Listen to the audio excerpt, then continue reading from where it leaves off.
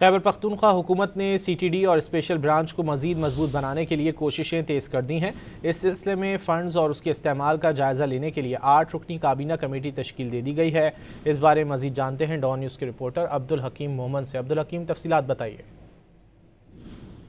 खैबर पख्तूनख्वा हुकूमत की जानिब से जहाँ पे CTD और स्पेशल ब्रांच को मुस्तकम करने के लिए खतीर रकूम के मंसूबे के लिए रकम जो है वो जारी करती है, तो सूबाई हुकूमत ने एक 8 रुकनी कमेटी भी बना डाली है कि जिसमें ये फैसला कर लिया गया है कि जितना भी फंड्स पुलिस को जारी किया जाता है तो इस पुलिस की जो सर्विसेज डिलीवरी है उसमें किस हद तक बेहतरी आती है उसका जायजा लेने के लिए ये रुकन जो 8 रुकनी कमेटी है जिसमें वज़रा और सेक्रेटरी शामिल है। मीना खान जो सूबाई वजीर है वो इस कमेटी के कन्वीनर होंगे।